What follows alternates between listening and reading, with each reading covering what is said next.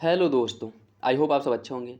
साथियों, हम लोग यूपीपीएससी 2024 के लिए प्रैक्टिस सेट सॉल्व कर रहे हैं और इसमें हम लोग पेपर फर्स्ट जीएस के महत्वपूर्ण प्रश्नों को सॉल्व करेंगे, जिसके अंतर्गत हम लोग इसके जो 17-18 प्रैक्टिस सेट्स हैं और इन सारे प्रैक्टिस सेट्स को प्रॉपर जो है सॉल्व किया जाएगा।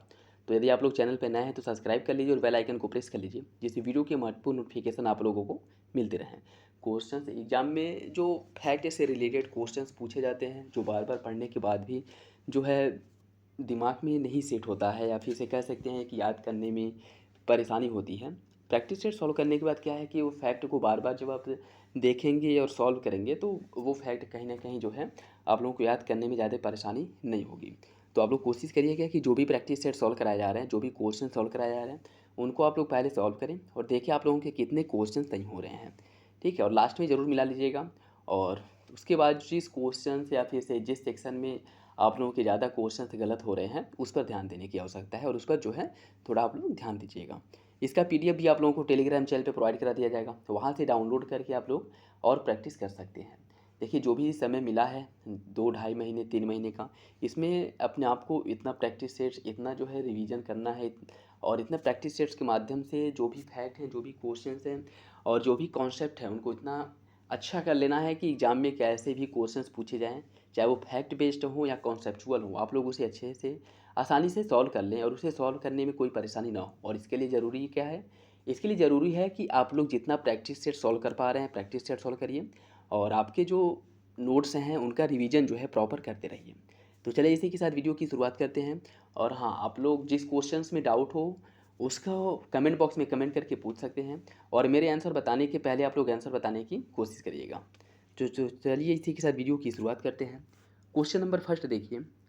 पादपों में स्टिग्मैस्टेरॉल, आर्गेस्टेरॉल, साइटोस्टेरॉल आदि विभिन्न प्रकार के स्टेरॉल पाए जाते हैं जो कोलेस्ट्रॉल से आते हैं, निकट सादृश्यता रखते हैं। इन पादप स्टेरॉल को सामूहिक रूप से क्या कहा जाता है? फाइटोस्टेरॉल, कैल्सीफेरॉल, आर्गे कैल्सीफेरॉल या फिर ल्यूमीस्टेरॉल। इसका जो सही आंसर है वो हो जाएगा आपका ऑप्शन ए। इसे फाइटोस्टेरॉल कहा जाता है। ऑप्शन ए इसका सही हो जाएगा। देखिए, फाइटोस्टेरॉल के अंतर्गत जो है इसमें इस फाइटोस्टेरॉल जो है इसके अंतर्गत स्टिग्मास्टेरॉल, आर्गेस्टेरॉल और साइटोस्टेरॉल आता है, क्योंकि यह विभिन्न पादपों से ही प्राप्त करके विश्लेषित किया जाता है इसमें। और यह कृत्रिम वीर्य सेचन प्रक्रिया में केवल वीर्य अर्थात शुक्राणुओं को ही स्त्री के गर्भाशय में प्रविष्ट कराया जाता है। ठीक है, तो इसका सही आंसर क्या हो जाएगा? ऑप्शन ए हो जाएगा। प्राकृतिक रूप से स्वयं न हो पाने की स्थिति में कृत्रिम वीर्य सेचन कारण कराया जाता है और इस प्रक्रिया में निम्नलिखित में से किसको या किनकी स्त्री के गर्भाशय में प्रविष्ट कराया जाता है? केवल अंड, निषेचित अंड, केवल शुक्राणु या फिर अंड और शुक्राणु। इसका जो सही आंसर है वो हो जाएगा ऑप्शन सी, केवल शुक्राणु। ऑप्शन सी सही हो जाएगा। ब्रह्मपुत्र और सतलुज नदियों पर अंतर्राष्ट्रीय सहयोग के अंतर्गत निम्नलिखित में से किस एक देश के साथ भारत ने समझौते ज्ञापन पर हस्ताक्षर किया है? पाकिस्तान, चीन, बांग्लादेश या फिर नेपाल। इसका जो सही आंसर है वो हो जाएगा ऑप्शन बी, चीन के साथ। भारत का जो समझौता हुआ है वो चीन के साथ हुआ है। देखिए, ब्रह्मपुत्र और सतलुज नदी पर अंतर्राष्ट्रीय सहयोग के अंतर्गत भारत और चीन के बीच 2013 में समझौता किया गया था। 2013 में जो है समझौता किया गया था। तो याद रखिएगा, सही आंसर हो जाएगा ऑप्शन बी।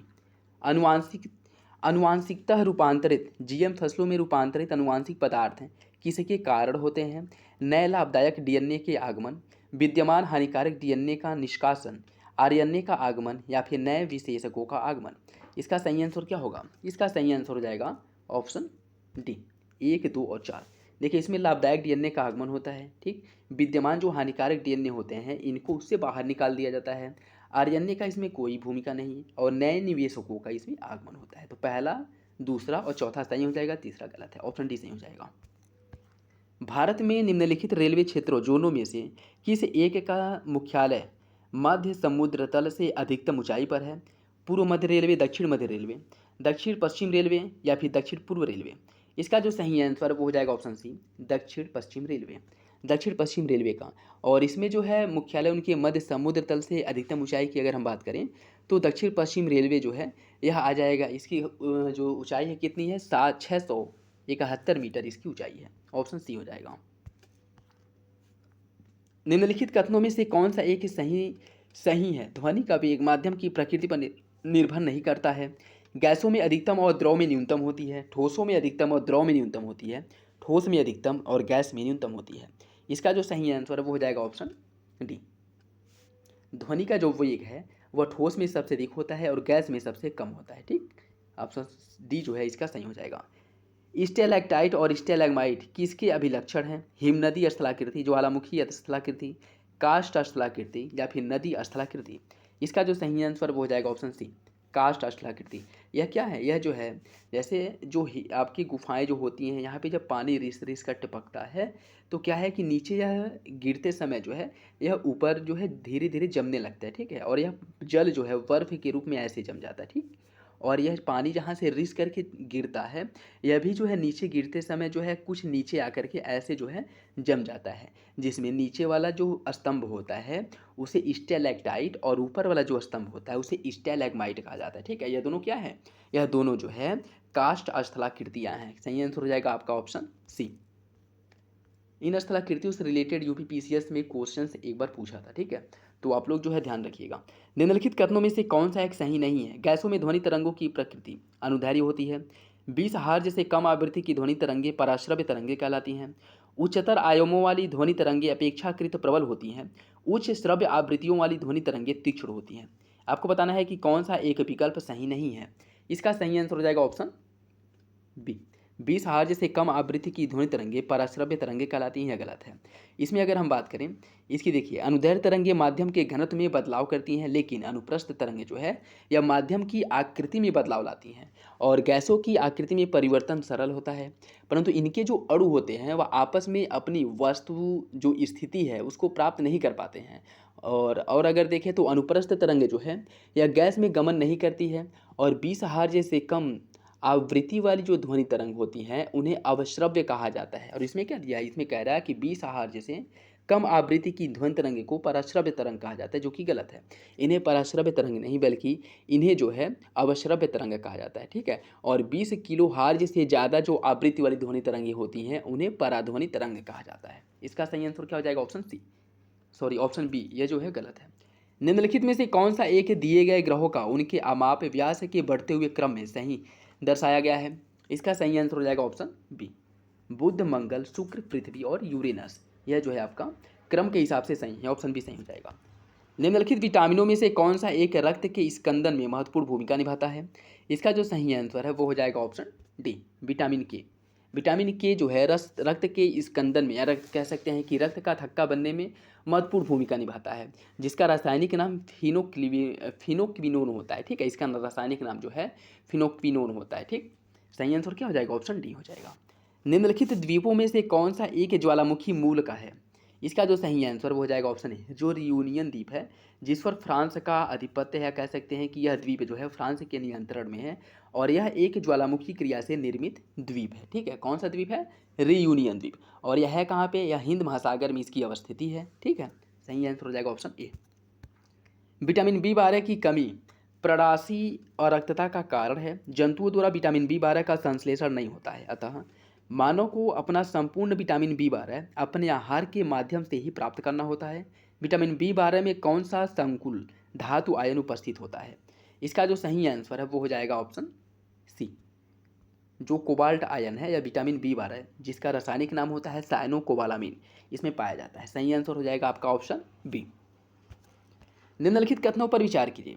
भारत में अधिकांश कोयला और फेरस खनिज समूह विंध्य के दक्षिण में प्रायद्वीप में पाए जाते हैं। प्रायद्वीपीय भारत कभी उस अधिमहाद्वीप का अंश था जिसमें ऑस्ट्रेलिया, अंटार्कटिका, अफ्रीका और दक्षिण अमेरिका सम्मिलित हैं। इसमें आपको बताना है कौन सा विकल्प सही है।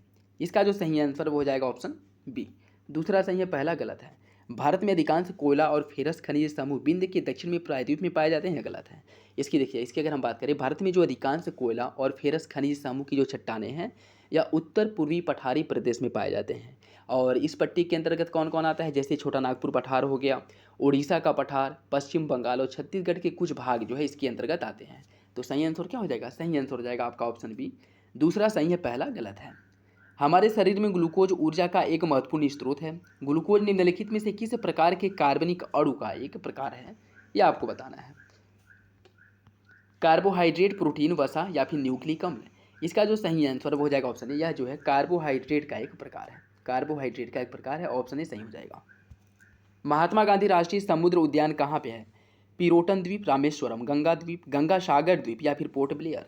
इसका जो सही आंसर वो हो जाएगा ऑप्शन डी। यह जो है महात्मा गांधी राष्ट्रीय जो समुद्री उद्यान है आपके पोर्ट ब्लेयर में स्थित है। ठीक है, सही आंसर क्या हो जाएगा? सही आंसर हो जाएगा आपका ऑप्शन डी।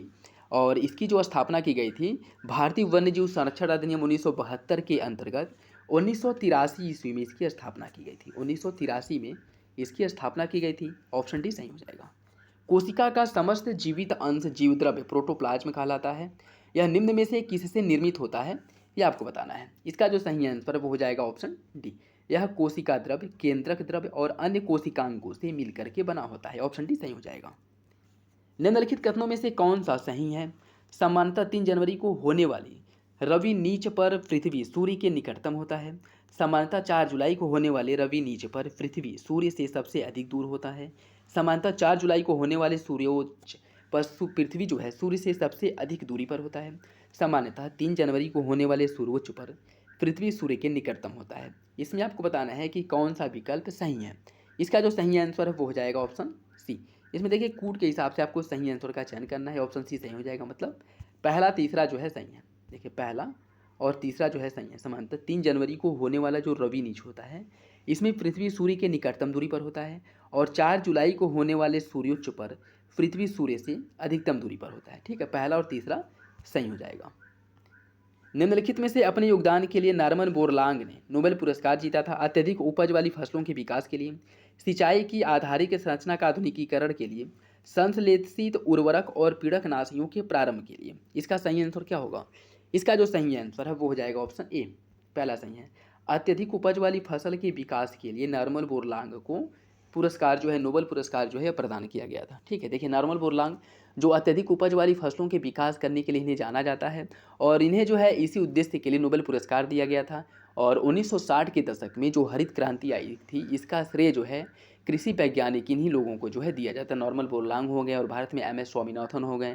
इन लोगों के प्रयासों से ही कृषि क्रांति या कह सकते हैं जो हरित क्रांति है इसकी शुरुआत की गई थी। तो सही आंसर क्या हो जाएगा? ऑप्शन ए हो जाएगा। किसी निकट दृष्टि दोष मायोपिया से ग्रस्त व्यक्ति को 1.25 डायोप्टर पावर है, उसके लेंस की फोकस दूरी और स्वरूप क्या होगा? इसका जो सही आंसर वो हो जाएगा ऑप्शन डी, 80 सेमी और अवतल लेंस। 80 सेमी और अवतल लेंस, ऑप्शन डी हो जाएगा। निम्नलिखित में से कौन सा एक दीर्घकालीन समुद्र तल परिवर्तन का कारण है? इसका सही आंसर हो जाएगा ऑप्शन डी, बर्फ चादरों का पिघलना। यह जो है एक दीर्घकालीन समुद्र तल परिवर्तन का कारण है, बर्फ चादरों का पिघलना। ऑप्शन डी जो है सही हो जाएगा। देखिए वैश्विक तापन के कारण बर्फ चादरें जो हैं, ग्लेशियर जो हैं या पिघल रहे हैं और यह जो परिघटना है समुद्र तल परिवर्तन का दीर्घकालीन परिणाम होता है। ठीक है, और समुद्र जल घनत्व में परिवर्तन जो अल्पकालीन कारणों से भी संभव है। इसी प्रकार वायुमंडलीय विक्षोभ और हिमखंडों का जो पिघलना है यह अल्पकालीन एक प्रक्रिया है। ठीक है, लेकिन हिम चादरों का जो पिघलना होता है यह मुख्य रूप से दीर्घकालीन परिवर्तन के अंतर्गत इसे रखा जाता है। ऑप्शन डी सही हो जाएगा। 100 ग्राम द्रव्यमान का कोई बर्फ का टुकड़ा 0 डिग्री सेंटीग्रेड पर रखा गया है। 0 डिग्री सेंटीग्रेड पर पिघलने के लिए इसे कितनी ऊष्मा मात्रा की आवश्यकता होगी यह आपको बताना है। देखिए इसका जो सही आंसर है वो हो जाएगा आपका ऑप्शन सी, 33,360 जूल की आवश्यकता होगी। ऑप्शन सी सही है। ब्रह्मपुत्र नदी की निम्नलिखित सहायक नदियों पर विचार कीजिए। लोहित, तीस्ता, सुबनसिरी, संकोच। उपरोक्त नदियों को पश्चिम से पूर्व की तरफ जो है क्रमबद्ध रूप में आपको लगाना है। इन नदियों को पश्चिम से पूर्व की तरफ आपको व्यवस्थित करना है। तो सबसे पहले क्या आ जाएगा?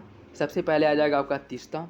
ठीक है, तीस्ता के बाद है आपका संकोच नदी आएगी, उसके बाद आएगी सुबनसिरी नदी, फिर आ जाएगी लोहित नदी। ठीक, तो इसका सही आंसर क्या हो जाएगा? इसका सही आंसर हो जाएगा 2, 4, 3, 1। ऑप्शन ए सही हो जाएगा। ऑप्शन ए सही हो जाएगा। निम्नलिखित हार्मोनों में किस प्रकार का हार्मोन पेप्टाइड श्रृंखला का निर्माण होता है? ऑक्सीटोसिन, कॉर्टिकोट्रोपिन, इंसुलिन या फिर कॉर्टिसोन। इसका सही आंसर हो जाएगा ऑप्शन सी, इंसुलिन का। ऑप्शन सी हो जाएगा इंसुलिन का। निम्नलिखित में से कौन सा एक दक्षिणी गोलार्ध में पवन का अपनी बाईं ओर विक्षेपित होने का कारण है? उत्तरी और दक्षिणी गोलार्ध की जल मात्राओं में भिन्नता, ताप और दाब भिन्नताएं, पृथ्वी का आनत कोण या फिर पृथ्वी का घूर्णन। इसका जो सही आंसर है वो हो जाएगा आपका ऑप्शन डी, पृथ्वी का घूर्णन। पृथ्वी के घूर्णन के कारण ही दक्षिणी गोलार्ध में पवनें जो हैं अपने बाईं ओर विक्षेपित हो जाती हैं। सही आंसर क्या हो जाएगा? Option D. निम्नलिखित में से कौन सा एक रासायनिक परिवर्तन का उदाहरण है? कागज का जलना, नर्म लोहे का चुंबकीय होना, जल में शक्कर का घुलना, जल से बर्फ के घनों का बनना। आपको बताना है कौन एक रासायनिक परिवर्तन का उदाहरण है।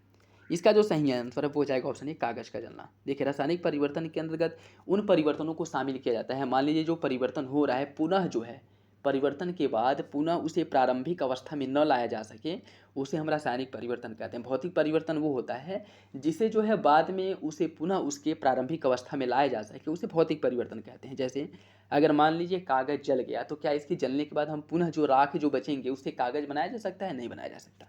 तो यह क्या है? रासायनिक परिवर्तन है। लेकिन नर्म लोहे का चुंबकीय होना, यह जो है ये आपका भौतिक परिवर्तन है। जल में शक्कर का घुलना, जल में शक्कर को घोल दीजिए, ठीक है, पूरा घुल जाएगा। लेकिन पुनः जो है जल को अगर आप गर्म करेंगे, बिल्कुल जला ही देंगे, तो चीनी जो घुला है वो आपको चीनी प्राप्त हो जाएगा, ठीक।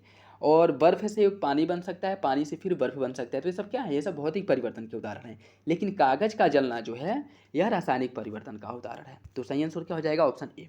किसी चक्रवात अक्ष पर क्या होता है?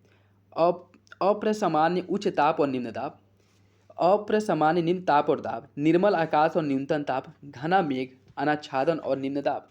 इसका सही आंसर क्या होगा? इसका जो सही आंसर है वो हो जाएगा ऑप्शन सी, निर्मल आकाश और न्यूनतम तापमान होता है चक्रवात की अक्षी पर।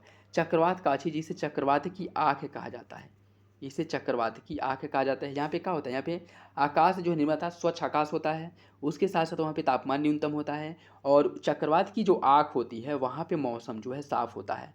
यहाँ पे चक्रवात की जो गतिविधियाँ वो देखने को नहीं मिलती हैं, ठीक है। तो सही आंसर हो जाएगा ऑप्शन सी। निम्नलिखित कथनों में से कौन सा कथन सही है? अम्लीय वर्षा चूना पत्थर से बनी इमारतों से अभिक्रिया करता है। सल्फ्यूरिक कोयले का दहन अम्लीय वर्षा में भागी हो सकता है। प्रदूषण के नियंत्रण के लिए सुपोषण एक प्रभावी युक्ति है। इसका आपको बताना है कूट के हिसाब से कौन एक सही आंसर है। इसका सही आंसर हो जाएगा ऑप्शन ए। पहला दूसरा सही है, तीसरा गलत है। प्रदूषण को नियंत्रित करने के लिए सुपोषण एक प्रभावी प्रक्रिया, बिल्कुल गलत है। सुपोषण की स्थिति कब होती है? मान लीजिए जो समुद्र नदी जल जो होते हैं, खेतों से कीटनाशक या रासायनिक पदार्थ बह करके जब उसमें जाते हैं तो उसमें जो पोषक पदार्थों की अधिकता हो जाती है, और पोषक पदार्थों की अधिकता से क्या होता है कि वहाँ पे जो खरपतवार हैं जलकुंभी जैसे, उनमें वृद्धि बहुत ज़्यादा हो जाती है, जिनके द्वारा ऑक्सीजन का सबसे ज़्यादा वहन किया जाता है। इससे क्या होता है कि समुद्र या नदी में जो जलीय जीव रहते हैं उनको ऑक्सीजन की कमी होने लगती है और वह धीरे धीरे मरने लगते हैं। इस प्रक्रिया को जो है सुपोषण कहा जाता है, ठीक है। तो सही आंसर क्या हो जाएगा? Option A. पहला दूसरा सही है, तीसरा गलत है। दंड चुंबक के संबंध में निम्नलिखित कथनों में से कौन सा एक सही है? इसका सही आंसर क्या होगा? इसका सही आंसर हो जाएगा ऑप्शन सी। जब किसी दंड चुंबक को उसके अक्ष के अनुलंब काटा जाता है तो दो नए दंड चुंबक का निर्माण होता है, ठीक है। सही आंसर क्या हो जाएगा? ऑप्शन सी। भारत में रासायनिक उद्योग के संदर्भ में निम्न कथनों में से कौन सा एक सही है? रासायनिक उद्योग भारत में प्राचीनतम उद्योगों में से एक है। रंजक अर्थात द्रव्य सेक्टर रासायनिक उद्योगों का एक महत्वपूर्ण खंड है। वस्त्र उद्योग में द्रव्य की सर्वाधिक खपत होती है। आपको बताना है कौन सा विकल्प सही है।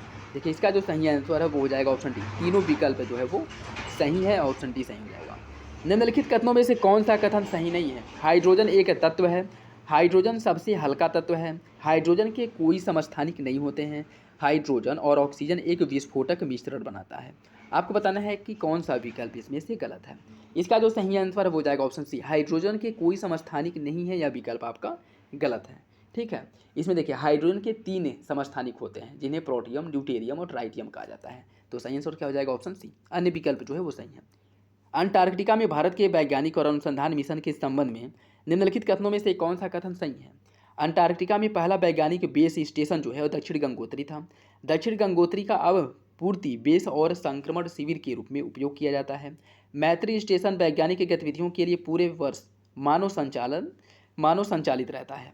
उसमें आपको बताना है कि कौन सा विकल्प जो है वो सही होगा। देखिए इसका जो सही आंसर है वो हो जाएगा ऑप्शन डी। तीनों विकल्प जो है वो सही है, ऑप्शन डी सही है। निम्नलिखित कथनों में से कौन सा एक कथन गलत है? विभिन्न तत्वों के परमाणुओं की द्रव्यमान संख्याएं समान हो सकती हैं। किसी तत्व के परमाणुओं की द्रव्यमान संख्याएं भिन्न हो सकती हैं। किसी तत्व के सभी परमाणुओं में प्रोटॉनों की संख्या समान होती है। किसी तत्व के सभी परमाणुओं में न्यूट्रॉनों की संख्या सदैव समान होती है। आपको बताना है कौन सा विकल्प गलत है। इसका सही आंसर हो जाएगा ऑप्शन डी। किसी तत्व की सभी परमाणुओं में न्यूट्रॉनों की संख्या सदैव समान होती है, गलत है। न्यूट्रॉनों की संख्या हमेशा समान नहीं हो सकती है, ठीक है। तो यह क्या हो जाएगा? गलत हो जाएगा। घरेलू और औद्योगिक प्रयोजनों के लिए संश्लिष्ट रबर में प्राकृतिक रबर का स्थान ले लिया है। इसके पीछे निम्नलिखित में से कौन सा एक मुख्य कारण है? इसका सही आंसर क्या होगा? देखिए इसका जो सही आंसर है वो हो जाएगा आपका ऑप्शन सी। संश्लेषित रबर जो है या कच्चा माल आसानी से उपलब्ध होता है, जिस कारण से इसकी जो अधिकता है वो बढ़ गई है। और जहाँ पे आप देखेंगे बहुत सुलभता से और बहुत आसानी से, इसके साथ साथ जो है बहुत कम दाम पे यह उपलब्ध है, जिस कारण जो है यह अधिक मात्रा में देखने को मिलता है। तो सही आंसर क्या हो जाएगा? Option C. कोई व्यक्ति कंक्रीट की किसी मजबूत दीवार के पास धातु की घंटी बजाता है। वह 0.3 सेकेंड के पश्चात उसकी प्रतिध्वनि सुनता है। यदि ध्वनि 340 मीटर प्रति सेकेंड की चाल से गमन करती हो तो उस व्यक्ति से दीवार की दूरी क्या होगी? इसका जो सही आंसर है वो हो जाएगा option C, 51 metre. 51 metre option C हो जाएगा। अफ्रीकी एशियाई पुनरुत्थान विषय पर बांडुंग सम्मेलन 1955 के संदर्भ में निम्नलिखित में से कौन सा कथन सही है, ये आपको बताना है। बांडुंग सम्मेलन इंडोनेशिया, म्यांमार, सिलोन, श्रीलंका, भारत और पाकिस्तान द्वारा आयोजित किया गया था, जिसमें विश्व की आधी से ज़्यादा आबादी का प्रतिनिधित्व करने वाले 29 देशों ने अपना प्रतिनिधिमंडल भेजा था। इस सम्मेलन ने पांचों प्रायोजकों के इस असंतोष को प्रतिबिंबित किया कि एशिया को प्रभावित करने वाले निर्णय के विषय में उनसे परामर्श करने में पश्चिम शक्तियों की अनैच्छिकता है। मतलब पश्चिमी शक्तियाँ जो हैं, पश्चिमी देश जो हैं, उनसे कोई भी परामर्श नहीं करते हैं। यह सम्मेलन चीनी जनवादी गणराज्य और संयुक्त राज्य अमेरिका के बीच तनाव से चिंतित था। इसका आपको बताना है कि कौन सा विकल्प सही है। कूट के हिसाब से सही आंसर का चयन करना है। देखिए इसका जो सही आंसर वो हो जाएगा ऑप्शन बी। दूसरा तीसरा सही है, पहला गलत है। पहला गलत क्यों? देखिए अफ्रीकी एशियाई पुनरुत्थान विषय पर बांडुंग इंडोनेशिया में यह प्रथम बृहद स्तरीय सम्मेलन का आयोजन किया गया था 1955 में। कब? एशिया और अफ्रीका के बीच जो उत्थान है, पुनरुत्थान है या फिर से जो विकास है, इसको लेकर किया गया था। ठीक है, जिसका उद्देश्य था कि एशिया में चीन और अमेरिका के बीच जो बढ़ते तनाव है इसको कैसे कम किया जाए। ठीक है, क्योंकि कहीं ना कहीं यह जो है एशिया के विकास या कह सकते हैं अफ्रीका के विकास और अन्य जो इधर छोटे देश हैं इनके विकास को प्रभावित करता है। तो सही आंसर हो जाएगा ऑप्शन बी। दूसरा तीसरा सही है, पहला गलत है। क्वेश्चंस आप लोग देखिए और क्वेश्चन बताइए कि किस टाइप के क्वेश्चंस हैं। ठीक है, और आप लोग 2-3 साल के प्रीवियस ईयर क्वेश्चन पेपर उठा करके देखेंगे तो आप लोगों के ऐसे ही क्वेश्चन, ठीक ठाक क्वेश्चंस एग्जाम में पूछे गए हैं यूपीपीएससी में, वो आपको देखने को मिलेगा। ठीक है, तो आप लोग कोशिश करिए कि सारे क्वेश्चंस अच्छे से अटेम्प्ट करिए और देखिए आप लोगों के कितने क्वेश्चन सही हो रहे हैं। ठीक है, भारत के निम्नलिखित लोकप्रिय पर्वतीय स्थानों को मध्य समुद्र तल से उनकी ऊंचाई के आधार पर क्रमबद्ध करना है। ऊंचाई के आधार पर इन्हें क्रमबद्ध करना है। इसमें देखिए सबसे पहले आ जाएगा आपका ऊटी पहले नंबर पे, फिर है शिमला, दार्जिलिंग और फिर आ जाएगा मसूरी। ठीक है, तो इसका सही आंसर क्या हो जाएगा? इसका सही आंसर हो जाएगा 3 2 4 1। 3 2 4 1 ऑप्शन ए सही हो जाएगा। निम्नलिखित में से किस पुरातात्विक ने पूर्व हड़प्पा संस्कृति और परिपक्व हड़प्पा संस्कृति के बीच समानताओं को सर्वप्रथम अभिज्ञात किया था? किसके द्वारा जो है सर्वप्रथम इन दोनों के बीच जो समानता है उसकी जो है व्याख्या की गई थी, आपको बताना है। इसका सही आंसर हो जाएगा ऑप्शन ए, अमलानंद घोष ने। अमलानंद घोष ने। देखिए इसकी अगर हम बात करें 1965 में अमलानंद घोष ने राजस्थान की सोथी संस्कृति का गहन अध्ययन किया, जिसके बाद इन्होंने बताया कि पूर्व हड़प्पा संस्कृति और परिपक्व हड़प्पा संस्कृति के बीच कुछ समानताएं थी और इनके बीच जो है आपसी संबंध था। ठीक है, कब बताया गया था इनके द्वारा? 1965 में बताया गया था अमलानंद घोष द्वारा। ऑप्शन ही सही हो जाएगा। निम्नलिखित कथनों पर विचार कीजिए। हिंद स्वराज में महात्मा गांधी ने व्यक्ति और साथ ही समाज के लिए उत्तम जीवन की संकल्पना का निरूपण किया था। हिंद स्वराज भारत में औपनिवेशिक राज्य के विरुद्ध गांधी जी के लंबे संघर्ष से प्राप्त अनुभव का परिणाम था। इसका सही आंसर क्या होगा? देखिए इसका जो सही आंसर वो जाएगा ऑप्शन ए, पहला सही है, दूसरा गलत है। ठीक है, हिंद स्वराज 1909 जिसकी स्थापना 1909 में की गई थी, इसमें महात्मा गांधी ने व्यक्ति और समाज दोनों की उत्तम जीवन की संकल्पना का निरूपण किया था। वे आत्मनियंत्रण की बात करते हैं और इसमें उनके द्वारा जो है यह हिंद स्वराज की बात की जा रही है। ठीक है, हिंद स्वराज में महात्मा गांधी ने आत्मनियंत्रण की बात की है, किंतु हिंद स्वराज जो है इसमें भारत में औपनिवेशिक राज्य के विरुद्ध गांधी जी के लंबे संघर्ष से प्राप्त अनुभव का परिणाम नहीं था। ठीक है, हिंद स्वराज जो है या गांधी जी के औपनिवेशिक राज्य के विरुद्ध लंबे संघर्ष के अनुभव का परिणाम नहीं था। तो सही आंसर क्या हो जाएगा? ऑप्शन ए, पहला सही है, दूसरा गलत। निम्नलिखित में से कौन सा संवैधानिक निकाय है? राष्ट्रीय अनुसूचित जनजाति आयोग, राष्ट्रीय महिला आयोग, राष्ट्रीय अल्पसंख्यक आयोग, राष्ट्रीय मानवाधिकार आयोग। आपको बताना है कि कौन सा विकल्प सही है। इसका सही आंसर हो जाएगा ऑप्शन ए। इसमें क्या पूछा है कि कौन एक संवैधानिक निकाय है? तो राष्ट्रीय अनुसूचित जनजाति आयोग जो है या एक संवैधानिक निकाय है। ठीक है, राष्ट्रीय इसका गठन देख लीजिए। इसमें अगर हम बात करें राष्ट्रीय अनुसूचित जाति जनजाति आयोग का जो बात किया गया है वह संविधान की अनुच्छेद 338 ए में जो है इसका उल्लेख किया गया है। ठीक है, और यह एसटी अनुसूचित जनजाति आयोग की बात कर रहा है और 80 जाति या 80 जाति जो आयोग है इसका जो प्रावधान किया गया है अनुच्छेद 338 में किया गया है, 338 में, ठीक है। तो इसका जो सही आंसर है वो हो जाएगा आपका ऑप्शन ए हो जाएगा, ठीक है। और इसमें राष्ट्रीय महिला आयोग की जो स्थापना की गई थी 1992 में की गई थी, राष्ट्रीय अल्पसंख्यक आयोग की स्थापना 1992 में, राष्ट्रीय मानवाधिकार आयोग की स्थापना 1993 में की गई थी, ठीक है। और यह तीनों क्या है, यह तीनों जो है वैधानिक निकाय हैं, जबकि राष्ट्रीय अनुसूचित जनजाति आयोग जो है यह एक संवैधानिक निकाय है। इसका सही आंसर हो जाएगा ऑप्शन ए। एलोरा स्थित कैलाशनाथ मंदिर और मामल्लपुरम स्थित शोर मंदिर के बीच निम्नलिखित में से कौन सी एक समानता है। दोनों ही नागर वास्तुकला के उदाहरण हैं, दोनों ठोस चट्टानों में से उत्कीर्ण किए गए हैं, दोनों ही गुप्त काल के मंदिर हैं, दोनों ही पल्लव राजाओं के संरक्षण में निर्मित किए गए थे। इसमें आपको बताना है कि कौन कैलाशनाथ मंदिर और मामल्लपुरम मंदिर में समानता का वर्णन करता है, ठीक है। देखिए इसका जो सही आंसर है वो हो जाएगा आपका ऑप्शन बी, दोनों ही ठोस चट्टानों से उत्कीर्ण किए गए हैं। ऑप्शन बी जो है इसका सही हो जाएगा। देखिए एलोरा के कैलाशनाथ मंदिर और मामल्लपुरम स्थित शोर मंदिर जो है यह दोनों द्रविड़ कला के उदाहरण हैं। कैलाशनाथ मंदिर राष्ट्रकूटों और शोर मंदिर पल्लवों के संरक्षण में इनका निर्माण किया गया था, ठीक है। तो याद रखिएगा जो आपका कैलाशनाथ मंदिर है इसका निर्माण राष्ट्रकूटों के संरक्षण में किया गया था, जबकि शोर मंदिर का निर्माण जो है यह पल्लवों के संरक्षण में किया गया था। सही आंसर क्या हो जाएगा, ऑप्शन बी हो जाएगा। निम्नलिखित में से किसका राजपूत चित्रकला में चित्रण नहीं किया गया है। कृष्ण की कथा, राग और रागिनियाँ, हमजा के कार्य या फिर बाबर के कार्य। इसका सही आंसर हो जाएगा ऑप्शन सी। इसमें जो है हमजा के कार्य और बाबर के कार्यों का उल्लेख या चित्रण नहीं किया गया, जबकि कृष्ण के कथाओं और राग तथा रागिनियों का उल्लेख जो इसमें देखने को मिलता है। तो ऑप्शन सी सही हो जाएगा। किस एक पंचवर्षीय योजना की उच्च प्राथमिकता मुद्रास्फीति को नियंत्रित करने और आर्थिक स्थिति में स्थिरता लाने की थी। इसका सही आंसर हो जाएगा ऑप्शन ए।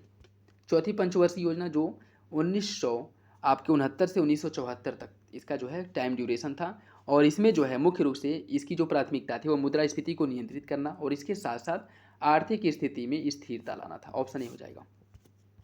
निम्नलिखित कथनों पर विचार कीजिए। अभिनव गुप्त ने तंत्र लोक नामक एक व्यापक प्रबंध लिखा जो कुल और त्रिक तंत्रों की शिक्षाओं को व्यवस्थित रूप से प्रस्तुत करता है। 8वीं शताब्दी के आसपास गुजरात में हरिभद्र सूरी द्वारा लिखित समरैच्य कहा तकनीकी रूप से कोई तांत्रिक कृति नहीं है, परंतु तांत्रिक विचारों और प्रथाओं से सराबोर है। इसका आपको बताना है कौन सा विकल्प सही होगा। इसका सही आंसर हो जाएगा ऑप्शन सी। दोनों विकल्प जो है वो सही है, ऑप्शन सी हो जाएगा। फिलिप वक्र के बारे में निम्नलिखित में से कौन सा कथन सही है। देखिए फिलिप वक्र के बारे में इसके पहले जो प्रैक्टिस सेट सॉल्व कराया गया था उसमें विस्तार से इसके बारे में जो है वर्णन किया गया, ठीक है। मतलब एग्जाम्पल के साथ जो है उसको पूरा क्या कहते हैं ग्राफ बना करके आप लोगों को समझाया गया था। तो आई होप इसका आंसर आप लोग आसानी से दे पाएंगे। फिलिप वक्र के बारे में आपको बताना है, यह बेरोजगारी और मुद्रास्फीति के बीच परस्पर प्रतिलोम संबंध को दर्शाता है। फिलिप वक्र का जो अधोमुखी ढलवा वक्र है यह समानता केवल अल्पकाल के लिए ही प्रमाणित माना जाता है। दीर्घकाल में फिलिप वक्र को समानता बेरोजगारी की त्वरणशील मुद्रास्फीति दर पर क्षैतिज समझा जाता है। इसका बताना है कि कौन सा विकल्प आपका सही है। इसका सही आंसर हो जाएगा ऑप्शन सी। पहला दूसरा सही है, तीसरा गलत है, ठीक है। या क्षैतिज नहीं ऊर्ध्वाधर होता है, तो ऑप्शन सी सही हो जाएगा। निम्नलिखित में से कौन से द्रव्यमान प्रपत्र के उदाहरण हैं। कोषपत्र, क्रेडिट कार्ड, बचत खाते तथा अल्पावधि जमाएं, खुदरा मुद्रा बाजार की म्यूचुअल फंड। इसका जो सही आंसर वो हो जाएगा ऑप्शन डी। पहला दूसरा और तीसरा सही है, चौथा गलत है। खुदरा मुद्रा बाजार की म्यूचुअल फंड जो इसके अंतर्गत नहीं आते हैं, ठीक है। तो सही आंसर हो जाएगा ऑप्शन डी। एक मिनट, इसमें जो है आपका क्रेडिट कार्ड नहीं आता, ठीक है। क्रेडिट कार्ड इसका अंतर्गत नहीं आएगा। कोषपत्र आएगा, बचत खाते और अल्पावधि जो जमाएं हैं उसे भी इसके अंतर्गत सम्मिलित किया जाएगा, और खुदरा बाजार की जो म्यूचुअल फंड है वो भी इसके अंतर्गत शामिल है। क्रेडिट कार्ड नहीं शामिल है, ठीक है। तो सही आंसर क्या हो जाएगा ऑप्शन डी, 1, 3, 4। निम्नलिखित में से कौन सा एक देश यूरेशियाई आर्थिक संघ का सदस्य नहीं है। इसका जो सही आंसर है वो हो जाएगा आपका ऑप्शन डी, उज्बेकिस्तान। उज्बेकिस्तान जो है इसका सदस्य नहीं है। यूरेशियाई आर्थिक संघ का सदस्य उज्बेकिस्तान जो है वो नहीं है। इसकी स्थापना कब की गई थी, 2014 में इसकी स्थापना की गई थी। और इसके सदस्यों की अगर हम बात करें तो बेलारूस, कजाकिस्तान और रूस, यह 3 जो देश जो है इसके सदस्य हैं, ठीक है। ऑप्शन डी हो जाएगा। निम्नलिखित शब्दों में से कौन सा एक अर्थशास्त्र में प्रतिरोधी स्वयं व्यवहार द्वारा जोखिम के परिहार की तकनीकी के लिए प्रयुक्त होता है। इसका जो सही आंसर वो हो जाएगा ऑप्शन बी, हेजिंग करना। ऑप्शन बी हो जाएगा। भारत के प्रवासी नागरिक की श्रेणी भारत के नागरिकता अधिनियम में संशोधन द्वारा किस वर्ष में प्रविष्ट किया गया था?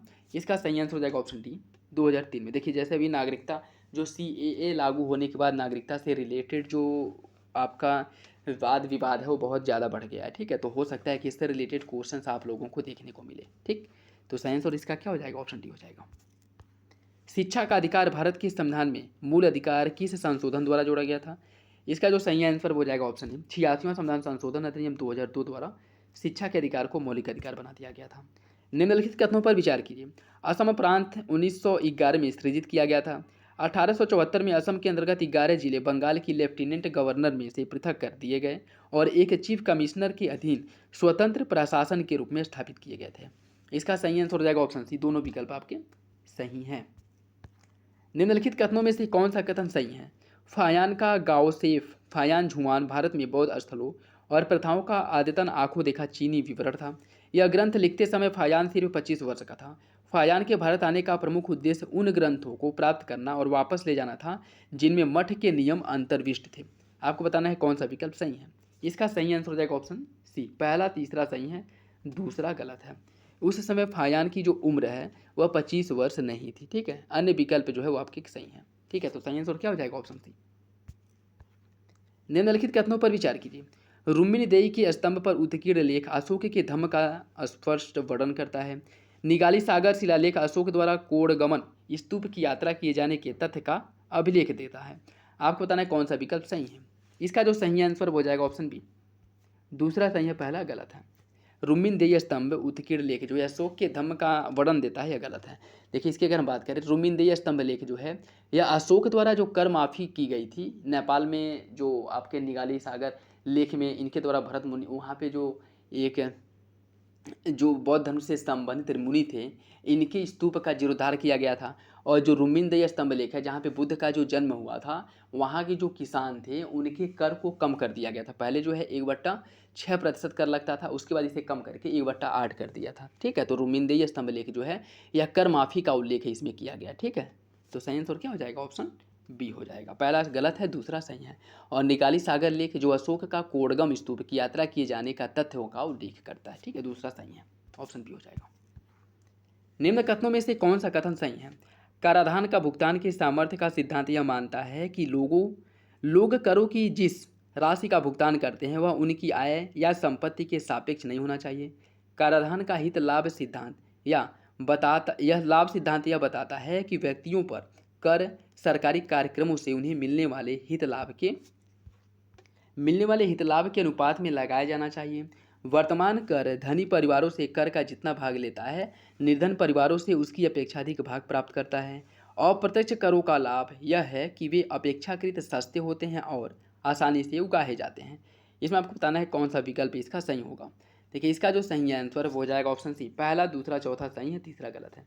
वर्तमान में धनी परिवारों से कर का जितना भाग लिया जाता है निर्धन परिवारों से उसकी अपेक्षाधिक लिया जाता है, यह गलत है, यह गलत है। अन्य विकल्प आपके सही हैं। निम्नलिखित कथनों में से कौन सा कथन गलत है?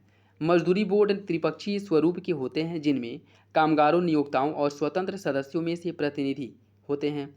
पत्रकारों और गैर पत्रकारों के मजदूरी बोर्डों के सिवाय अन्य सभी मजदूरी बोर्ड सांविधिक स्वरूप के होते हैं। द्वितीय राष्ट्रीय श्रम आयोग ने मजदूरी बोर्डों की उपयोगिता के विरुद्ध अनुशंसा की थी। इसका सही आंसर क्या होगा? इसका जो आपको पूछा है कि कौन सा विकल्प गलत है तो वो हो जाएगा आपका ऑप्शन बी, अर्थात दूसरा जो है वो गलत है। पहला तीसरा सही है। निम्नलिखित में से किस एक मामले में भारत के सर्वोच्च न्यायालय द्वारा मुस्लिम स्त्री विवाह विच्छेद पर अधिकार संरक्षण अधिनियम 1986 की संवैधानिक वैधता को अनुमोदित किया था? इसका सही आंसर हो जाएगा ऑप्शन बी, दनियाल लतीफ़ी बनाम भारत संघ मामले में, ऑप्शन बी हो जाएगा। भारत के राष्ट्रपति के बारे में निम्नलिखित कथनों पर विचार कीजिए। राष्ट्रपति को विशिष्ट जानकारी पाने के लिए मंत्रिपरिषद को संबोधित करने का और संदेश भेजने का अधिकार है। राष्ट्रपति विधान परिषद प्रस्थापनाओं से संबंधित जानकारी मांग सकता है। संघ के प्रशासन संबंधी मंत्रिपरिषद के सभी विनिश्चय राष्ट्रपति को संसूचित किया जाता है, मतलब राष्ट्रपति को इसकी जानकारी दी जाती है। इसका सही आंसर क्या होगा? इसका जो सही आंसर है वो हो जाएगा ऑप्शन डी, तीनों विकल्प जो है राष्ट्रपति के संदर्भ में सही है। विजयनगर साम्राज्य के बारे में कौन सा कथन सही है? राजाओं ने भगवान विरूपाक्ष की ओर से शासन करने का दावा किया। शासकों ने देवताओं के साथ अपने घनिष्ठ संलग्नता इंगित करने के लिए हिंदू सूर्यत्राण उपाधि का प्रयोग किया। सभी राजसी उद्देश्य जो है वह कन्नड़, संस्कृत और तमिल भाषा में हस्ताक्षरित किए जाते थे। राजसी आकृति मूर्ति अब मंदिरों में प्रदर्शित की जाती थी। इसमें बताना है कौन सा विकल्प आपका सही है। इसका जो सही आंसर है वो हो जाएगा ऑप्शन डी। पहला, दूसरा, चौथा सही है, तीसरा गलत है। सभी राजसी आदेश कन्नड़, संस्कृत और तमिल में हस्ताक्षरित किए जाते थे, यह आपका गलत है। देखिए इसकी अगर हम बात करें, इसमें जो है विजयनगर साम्राज्य की जो स्थापना है हरिहर और बुक्का द्वारा की गई थी, और यह मध्यकाल में प्रथम हिंदू राज्य था, और इस साम्राज्य की दरबारी भाषा जो थी वह तेलुगु थी। तो सभी जो हस्ताक्षरित किए जाते थे आदेश वह तेलुगु भाषा में किया जाता था। ठीक है, सही आंसर क्या हो जाएगा ऑप्शन डी। पहला, दूसरा, चौथा सही है, तीसरा गलत है। मध्यकालीन भारत में एकता का अर्थ क्या था? आध्यात्मिक प्रयोजन के लिए धार्मिक कार्मिकों को सौंपी गई भूमि, सैन्य अधिकारियों को समानुदेशित विभिन्न प्रादेशिक इकाइयों से प्राप्त भू राजस्व, शैक्षिक और सांस्कृतिक क्रियाकलापों के लिए दान, जमींदार के अधिकार। इसका सही आंसर क्या होगा? इसका सही आंसर हो जाएगा ऑप्शन बी, सैन्य अधिकारों को समानुदेशित विभिन्न प्रादेशिक इकाइयों से प्राप्त भू राजस्व। ऑप्शन बी सही हो जाएगा। निम्न में से कौन सी एक पुस्तक अकबर के दरबार के चित्रों से सुसज्जित नहीं है? हमजानामा, रमजनामा, रजमनामा, बाबरनामा या फिर तारीफ लतीफ़। इसका जो सही आंसर है वो हो जाएगा ऑप्शन सी, बाबरनामा। इसका संबंध जो है अकबर के दरबार से नहीं था। ठीक है, तो ऑप्शन सी हो जाएगा। ठीक, इसकी अगर हम बात करें, देखिए बाबर की शाही चित्रशाला में दसवंत, बशावन, मिस्किनी यह प्रमुख चित्रकार थे, और इन्हीं के द्वारा जो चित्रित पांडुलिपियाँ वो तैयार की गई थी। और इसमें कौन कौन से हैं? हमजानामा है, रमजनामा है, रामायण है, अकबरनामा है, अनवर सुहाली है, तारीख़ अल्फ़ी है, ख़ानदान तैमूरी है। ठीक है, ख़ानदान तैमूरी है। ये सभी जो है अकबर के शासनकाल से संबंधित है। हरीशचंद्र वर्मा की पुस्तक मध्यकालीन भारत में बाबरनामा के चित्रण का भी उल्लेख किया गया। ठीक है, तो इसका सही आंसर क्या हो जाएगा? ऑप्शन सी हो जाएगा। ठीक, निम्नलिखित में से कौन सी सार्वजनिक वस्तु नहीं है? इसका सही आंसर हो जाएगा ऑप्शन ए, बिजली। देखिए सार्वजनिक वस्तु एवं प्रतिस्पर्धी होती है, दूसरे शब्दों में मूल्य न देने के कारण किसी को इससे वंचित नहीं किया जाता है। ठीक है, जिसे मूल्य न देने के कारण किसी को उससे वंचित न किया जाए उसे सार्वजनिक वस्तु के अंतर्गत रखा जाता है। दूसरी ओर जिन वस्तुओं से वंचित किया जा सके उन्हें जो है सार्वजनिक नहीं कहा जाता है, जिसके अंतर्गत आपका आ जाएगा क्या? बिजली आ जाएगा। ठीक, बाकी यानी जो है ऐसा तो है नहीं कि राष्ट्रीय सुरक्षा उन्हीं को ही प्राप्त है जो पैसे देते हैं, जो पैसे का भुगतान करते हैं। सार्वजनिक उद्यान जो है किसी एक व्यक्ति के लिए तो है नहीं कि जो पैसे देते हैं उनके लिए सार्वजनिक उद्यान खुला रहता है, जो नहीं देते हैं उनके लिए नहीं खुला रहता है। प्रकाश स्तंभ जो है ऐसा तो है नहीं कि प्रकाश स्तंभ का उपयोग वही करेंगे जो लोग जो है पैसा देते हैं। ठीक है, तो सही आंसर क्या हो जाएगा? Option A. निम्नलिखित में से कौन सा एक राष्ट्रीय उच्चतर शिक्षा अभियान RUSA का उद्देश्य नहीं है? निजी शिक्षा संस्थानों की समग्र गुणवत्ता को बेहतर बनाना, संबंधन, शैक्षिक और परीक्षा व्यवस्थाओं में सुधार सुनिश्चित करना, उच्चतर शिक्षा तक पहुंच में क्षेत्रीय असंतुलन को सुधारना, शीघ्र और नव प्रवर्तनीय हेतु स्वयं को समर्पित करने के लिए उच्चतर शिक्षा संस्थानों में सामर्थ्यकारी माहौल निर्मित करना। आपको बताना है कौन सा एक विकल्प गलत है। इसका सही आंसर हो जाएगा ऑप्शन ए, निजी शिक्षा संस्थानों की समग्र गुणवत्ता को बेहतर नहीं बल्कि जो सार्वजनिक शिक्षा है इसकी समग्र गुणवत्ता को बेहतर करने की बात की गई थी। तो ऑप्शन ए सही हो जाएगा। निम्नलिखित में से कौन सा एक द्वितीय पंचवर्षीय योजना 56 से 57, 60 से 61 के उद्देश्य में नहीं है? बुनियादी भारी उद्योगों के विकास पर विशेष बल के साथ तेजी से औद्योगिकरण, रोजगार के अवसरों का व्यापक विस्तार, खाद्यान्नों में आत्मनिर्भरता प्राप्त करना तथा उद्योगों और निर्यात की जरूरतों को पूरा करने के लिए कृषि उत्पादन को बढ़ाना, आय और संपत्ति की असमानताओं को घटाना और इसके साथ साथ आर्थिक शक्ति का अपेक्षाकृत अधिक समरूप वितरण करना। इसमें आपको बताना है कौन द्वितीय पंचवर्षीय योजना का उद्देश्य नहीं था। इसका जो सही आंसर हो जाएगा ऑप्शन सी, खाद्यान्नों में आत्मनिर्भरता की प्राप्ति का जो लक्ष्य है वो द्वितीय पंचवर्षीय योजना का उद्देश्य नहीं था। ठीक है, भारत में निवारक निरोध के बारे में निम्नलिखित कथनों में से कौन सही है? निरुद्ध व्यक्ति को भारत के संविधान के अनुच्छेद 22 के खंड 4 और 5 में उल्लिखित अधिकारों के सिवाय कोई अधिकार नहीं है। निरुद्ध व्यक्ति को निरोधादेश को इस आधार पर चुनौती देने का अधिकार है कि जब निरोधादेश पारित किया गया था वह उससे पहले से ही जेल में था। निरुद्ध व्यक्ति इस आधार पर जमानत का दावा कर सकता है कि वह मजिस्ट्रेट के किसी आदेश के बिना ही 24 घंटे से अधिक कारागार में रह चुका है। इसमें आपको बताना है कौन सा विकल्प जो है वो सही है। इसका जो सही आंसर हो जाएगा ऑप्शन बी। ऑप्शन बी केवल दूसरा सही है, अन्य दोनों विकल्प जो है वो आपके गलत हैं। राष्ट्रीय बाल नीति 2013 कितनी आयु से नीचे के प्रत्येक व्यक्ति को बालक मानता है? 12, 14, 16 या फिर 18। इसका जो सही आंसर है वो हो जाएगा आपका ऑप्शन डी, 18 वर्ष से। लोकसभा का कोई सदस्य सदन का सदस्य बने रहने से निरस्त नहीं होगा यदि वह सदस्य है जिस राजनीतिक दल से निर्वाचित होकर आया था या फिर आई थी उससे स्वैच्छिक रूप से अपनी सदस्यता छोड़ देता है, जिस राजनीतिक दल से सदन में निर्वाचित हुआ है उससे निष्कासित कर दिया गया हो, एक स्वतंत्र उम्मीदवार के रूप में निर्वाचित होने के बाद किसी राजनीतिक दल में शामिल हो जाना, अपने राजनीतिक दल का दिए गए निर्देश के विपरीत मतदान करना। तो आपको बताना है कि इसमें से कौन सी एक्टिविटी करने के बाद भी उसे जो है उसकी सदस्यता से वंचित नहीं किया जाएगा।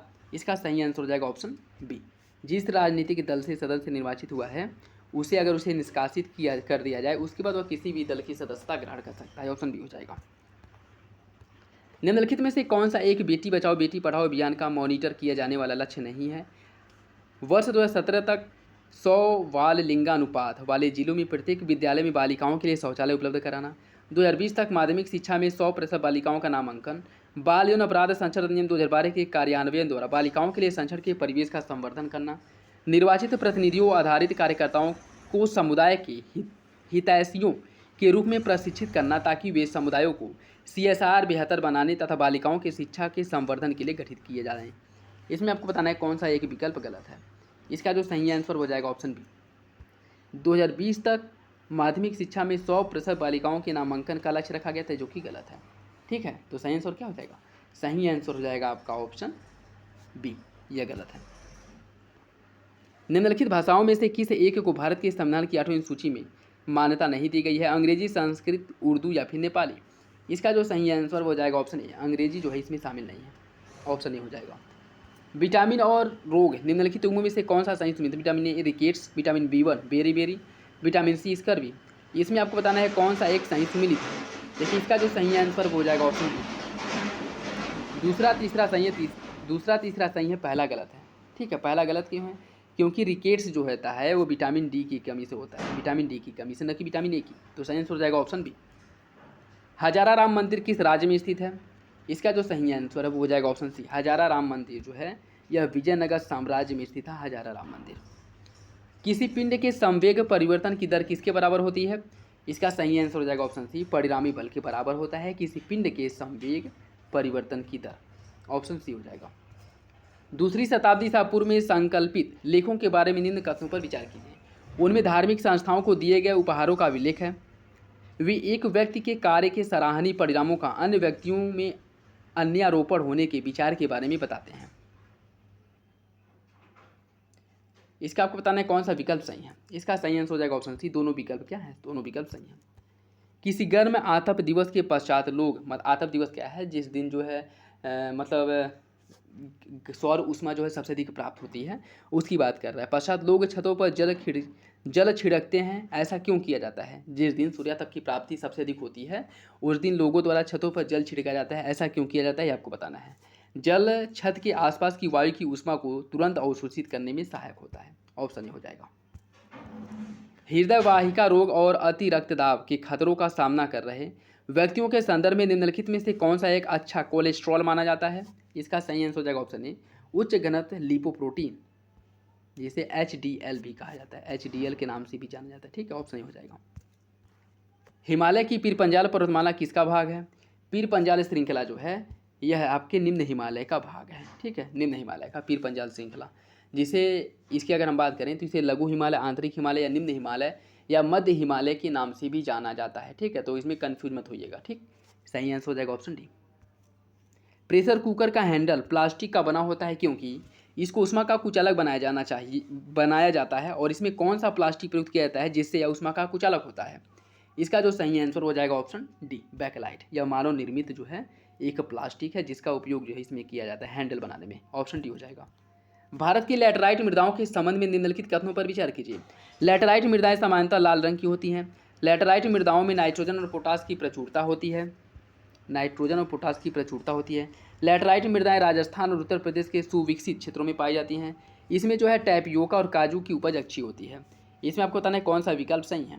इसका जो सही आंसर हो जाएगा पहला सही है और आपका चौथा सही है। ठीक है, दूसरा तीसरा गलत है। इसमें नाइट्रोजन और पोटास की कमी पाई जाती है, और लैटेराइट मृदाओं का जो विकास है वो ज़्यादातर आपके दक्षिण भारत जैसे तमिलनाडु, कर्नाटक, केरल, महाराष्ट्र, इन क्षेत्रों में जो है इस मृदा जो है देखने को मिलेंगी। तो सही आंसर क्या हो जाएगा? Option C. Methyl isocyanide gas जिसके कारण 1984 में भोपाल में जो आपदा हुई थी यूनियन कार्बाइड फैक्ट्री में, यह किसके उत्पादन के लिए प्रयुक्त किया जाता था? इसका जो सही आंसर हो जाएगा ऑप्शन डी, पीड़कनाशी के लिए, ऑप्शन डी। भूमध्य सागरीय और मानसून जलवायु के संबंध में निम्नलिखित में से कौन सा विकल्प सही है? भूमध्य सागरीय जलवायु में वर्षा शीतकाल में होती है, जबकि मानसूनी जलवायु में यह अधिकतम ग्रीष्मकाल में होती है। भूमध्य सागरीय जलवायु में मानसूनी जलवायु की अपेक्षा तापमान का वार्षिक परिसर अधिक होता है। दोनों ही जलवायुओं में वर्षा ऋतु और शुष्क ऋतु होती है। वर्षा ऋतु और शुष्क ऋतु दोनों जो है देखने को मिलता है। इसका बताना है कौन सा विकल्प सही होगा। देखिए इसका जो सही आंसर है वो हो जाएगा ऑप्शन सी, पहला तीसरा सही है, दूसरा गलत है। दूसरे में क्या कह रहा है कि यह भूमध्य सागरीय जलवायु मानसूनी जलवायु की अपेक्षा तापमान वार्षिक परिसर अधिक होता है, जो कि गलत है। इसमें क्या होता है, कम होता है। ठीक है, तो पहला तीसरा सही है, दूसरा गलत है। पादपों और प्राणियों में प्रवर्धन के लिए जनन द्रव्य जर्म प्लाज्मा की आवश्यकता होती है। जनन द्रव्य क्या होता है? जनन द्रव्य की अगर हम बात करें तो यह प्रजनन के लिए बीज का या तंतु होता है और अंड और शुक्राणु आधान होता है, ऑप्शन सी हो जाएगा। डेंगू विषाणु किसके द्वारा रोगी के रक्त में पट्टिकाणु गणना को कम करने के लिए जाना जाता है? अस्थिमज्जा में पट्टिकाणुओं के उत्पादन की प्रक्रिया में व्यतिकरण करना, एंडोथीलियल कोशिकाओं में संक्रमण करना, पट्टिकाणुओं के साथ बंधकर, आंत्र में पट्टिकाणुओं का संचय करना। इसका आपको बताना है कौन सा विकल्प सही होगा। इसका सही आंसर ऑप्शन डी, पहला दूसरा तीसरा सही है, चौथा गलत है, ऑप्शन डी हो जाएगा। यांत्रिक ऊर्जा का अस्थायी मात्रक क्या होता है? इसका सही answer option C, Newton second. दो निकाय तापीय साम्य में कहे जाते हैं यदि और केवल यदि उनके विभिन्न तापमानों पर होने पर भी उनके बीच ऊष्मा प्रवाह हो सकता है। उनके विभिन्न तापमानों पर होने पर भी उनके बीच ऊष्मा प्रवाह नहीं होता है, उनके बीच कोई ऊष्मा प्रवाह नहीं होती है, या फिर उनके तापमान थोड़े भिन्न होते हैं। इसका सही आंसर हो जाएगा ऑप्शन सी, उनके बीच कोई ऊष्मा प्रवाह नहीं होती है, ऑप्शन सी हो जाएगा। निम्नलिखित में से कौन सा अंतरण भुगतान के उदाहरण है? बेरोजगारी भत्ता, वेतन भुगतान, सामाजिक सुरक्षा भुगतान या फिर वृद्धावस्था पेंशन। इसका जो सही आंसर हो जाएगा ऑप्शन डी, ऑप्शन डी जो है इसका सही हो जाएगा, इनमें से कोई नहीं। देखिए अंतरण भुगतान की अगर हम बात करें तो जो बिना किसी सेवा या वस्तु के विनिमय के बदले में किया जाता है भुगतान, उसे अंतरण भुगतान कहते हैं। जिसके अंतर्गत जैसे सामाजिक कल्याण के लिए जो सहायताएं दी जाती हैं, ठीक है, सब्सिडी वगैरह जो हो गए, ये सभी जो है इसके अंतर्गत आता है। तो सही आंसर हो जाएगा आपका ऑप्शन डी। जर्मन सिल्वर का उपयोग सजावटी वस्तुओं, मृदा धातु, आभूषण आदि के बनाने में किया जाता है। इसको यह नाम देने का कारण क्या है? इसका जो सही आंसर क्या होगा वो हो जाएगा आपका ऑप्शन सी, यह देखने में चांदी के जैसा लगता है इसीलिए इसे जर्मन सिल्वर कहा जाता है, ऑप्शन सी हो जाएगा। सिख संघ के 12 राज्यों को क्या कहा जाता था? सिख संघ जो थे उनके 12 राज्यों को क्या कहा जाता था? इसका सही आंसर हो जाएगा ऑप्शन ए, मिसल कहा जाता था। ठीक है, और जिसमें राजा रणजीत सिंह जो थे वो सुकर चकिया मिसल से संबंधित थे। जो 12 राज्य थे इन्हें मिसल कहा जाता था, ऑप्शन ए हो जाएगा।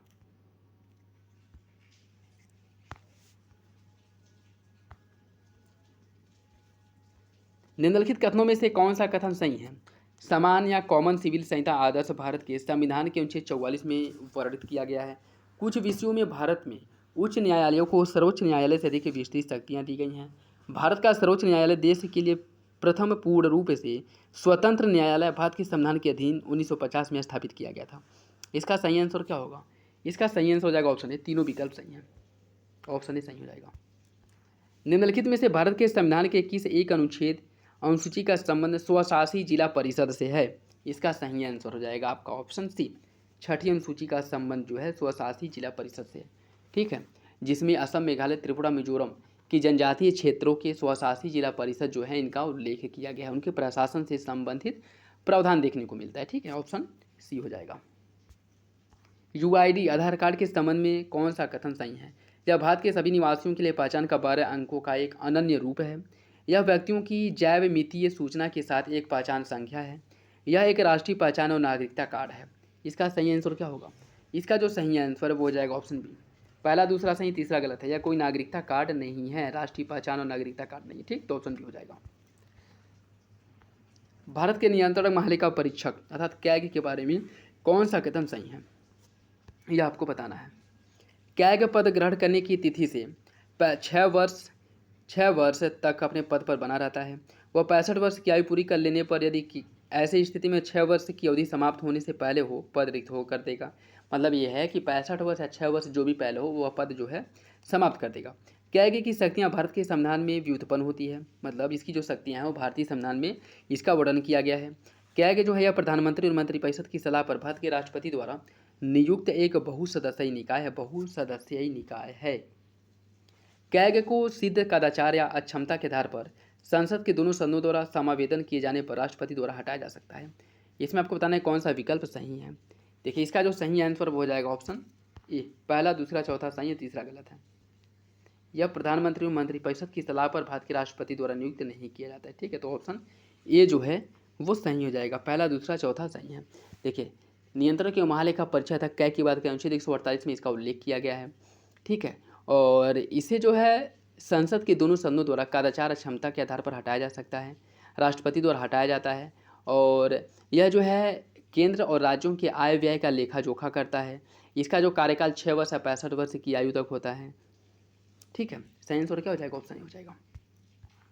अनुसूचित जनजाति और अन्य पारंपरिक वनवासी वन अधिकार की मान्यता अधिनियम 2006 के संबंध में निम्नलिखित में से कौन सा कथन सही है। यह अधिनियम वनवासी अनुसूचित जनजातियों के जिनका 25 अक्टूबर 1980 के पूर्व से वन भूमि पर दखल है अर्थात अधिकार है, वन अधिकारों को मान्यता देता है। अधिनियम को कार्यान्वित करने का भार राज्य, संघ राज्य क्षेत्र सरकारों के स्तर पर होता है। इसका सही आंसर क्या होगा। यह अधिनियम वनवासी अधिसूचित जनजातियों और अन्य पारंपरिक वनवासियों को कुछ वन अधिकारों की मान्यता देता है और उनमें निहित करता है। इसका जो सही आंसर है वो हो जाएगा आपका ऑप्शन बी। दूसरा तीसरा सही है, पहला गलत है। पहला गलत है। पहले में क्या कह रहा है, पहले में कह रहा है कि यह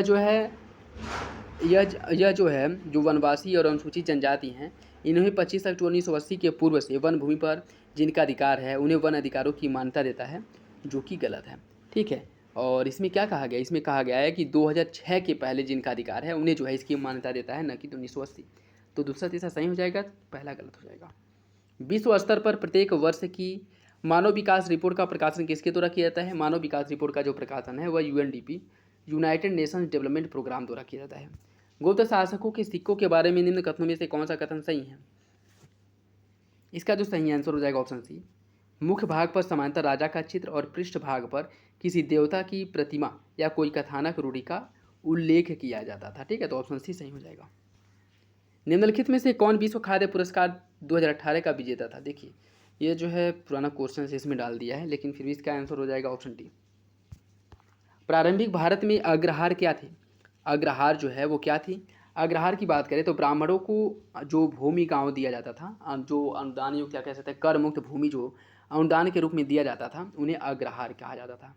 ठीक है, उन भूमियों को अग्रहार भूमि के नाम से जाना जाता था। भारत के सर्वोच्च न्यायालय की संवैधानिक न्यायपीठ के निम्नलिखित में से किस एक निर्णय में मृत्युदंड अधिनिर्णित करने के लिए विरलों में विरलतम सिद्धांत को पहली बार अधिकथित या कह सकते हैं कि अधिनियमित किया गया था। इसका जो सही आंसर हो जाएगा ऑप्शन ए, वचन सिंह बनाम पंजाब राज्य 1980। ऑप्शन ए हो जाएगा। शिशु किशोर और तरुण किसकी योजनाएं हैं। शिशु किशोर और तरुण जो है यह जो है आपकी micro unit development and refinance agency मुद्रा योजना के अंतर्गत जो है शिशु किशोर और तरुण 3 भागों में इसे बांटा गया था। ठीक है, ऑप्शन बी हो जाएगा। भारत के संविधान के अनुसार प्रतिषेध रीट किस आदेश से संबंधित है। प्रतिषेध रीट का संबंध जो है न्यायिक और न्यायिकल्प प्राधिकारों के खिलाफ दिए गए आदेश से है। अवर न्यायालय को किसी विशिष्ट मामले में जहां उसे विचार करने की अधिकारिता नहीं है कार्यवाही करने से रोकने से संबंधित है। किसी व्यक्ति को किसी सार्वजनिक पद को उसके लिए वह हकदार नहीं धारण करने से रोकता है, मतलब सार्वजनिक पद धारण करता है, मान लीजिए कोई व्यक्ति और वह उसका हकदार नहीं है, इसे रोकने से संबंधित है। तो आपको बताना है कौन जो है सही है। देखिए इसका जो सही आंसर है वो हो जाएगा आपका ऑप्शन ए, पहला दूसरा सही है, तीसरा गलत है। ठीक है, और इसके अंतर्गत जो है यह रीट जारी किया जाता है। देखिए जब कोई अधीनस्थ न्यायालय या अधिकारण जो है अपने अधिकार क्षेत्र से बाहर जाकर किसी मामले की सुनवाई करता है तो उसके खिलाफ जो है रीट जारी किया जाता है। ठीक है, तो सही आंसर क्या हो जाएगा, ऑप्शन ए, प्रतिषेध रीट के बारे में पहला दूसरा सही हो जाएगा। निम्नलिखित कथनों पर विचार कीजिए। भारत के राष्ट्रपति को लोकसभा के अध्यक्ष को नियुक्त करने और हटाने की शक्ति होती है। अध्यक्ष को अपने कार्यकाल की कृतियों का निर्वहन अपने पूरे कार्यालय के दौरान स्वयं करना होता है और वह स्टेशन से अपनी अनुपस्थिति या अपनी बीमारी के दौरान अपने कृत्यों को उपाध्यक्ष के प्रत्यायोजित नहीं करता है। आपको बताना है कि कौन सा विकल्प इसमें सही होगा। इसका सही आंसर हो जाएगा ऑप्शन डी। दोनों विकल्प क्या हैं? दोनों विकल्प गलत हैं। देखिए, लोकसभा का जो अध्यक्ष है संसद के निम्न सदन का सभापति होता है और भारतीय लोकसभा अध्यक्ष की भूमिका वेस्टमिंस्टर प्रणाली सरकार के अनुसार होती है। उसका जो निर्वाचन है लोकसभा चुनाव के बाद लोकसभा की प्रथम बैठक में किया जाता है।